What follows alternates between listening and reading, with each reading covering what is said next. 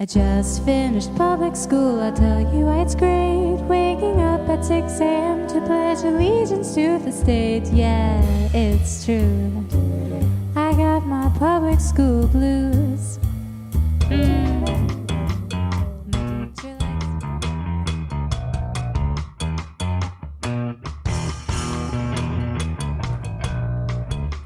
Tonight on School Sucks Live, are your children safe at school?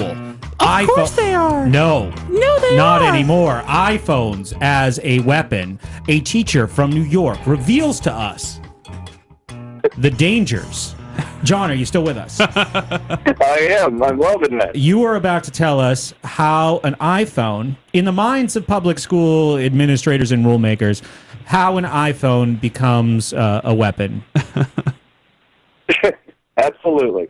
Well, and I have to set up the story a little bit about how I found this, because it was totally out of left field for me. A year or two ago, when we were first being introduced to this policy, if they have their phones out, we need to, first of all, ask them to put them away, because they're allowed to bring them to school. We can't, permit them, or we can't bar them rather from bringing them. So, there's even in the lunchroom, which was crazy, but these kids had a phone out, asked them to put it away. It came back out, into view. So the procedure is to ask to confiscate it. Then it's supposed to go with a security guard to the office. It's a whole hassle, but the kids refused. So and I was like, well, I got to toe a line here because I got to get my tenure and all that kind of crap.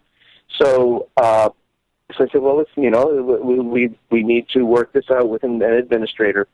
So I took these two kids to the administrator, and I'm expecting him to give a speech about we don't like them out because they're distracting, or because they get lost or stolen, and then that's a hassle for us to help you find them. So something that would be a little bit more obvious.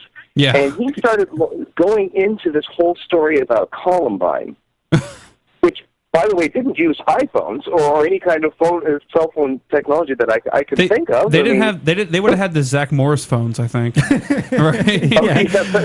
That was called, what was that? It was the Cellular 1-1. That's what it was called. It weighed 40 pounds. Right, exactly. So he started talking about how you can put and he's telling the kids this too. So this was great information for them. You could put a phone on a bomb and then call it remotely, which will set off the bomb. Oh. And it's happened, and it could happen again. And so, wow. And the kids were sitting there like, what are you talking about? To the point where, as we were leaving, they turned to me and said, "Is that true?" And I said, "I got to tell you guys, I have no idea why he told you that." Do they basically think that all the children in the school are potential terrorists? Is that how they treat them? I mean, that's really sad. That's the new default position with zero tolerance, just like it is in the adult world for all of us. Now, John, I think that was irresponsible of you, because every James Bond movie starring Timothy Dalton had a phone bomb like that. And that was the 80s. That was the 80s. Mm-hmm. The rotary phone bomb. Public school, you keep me in good mental health, 'cause without you, I'd have to think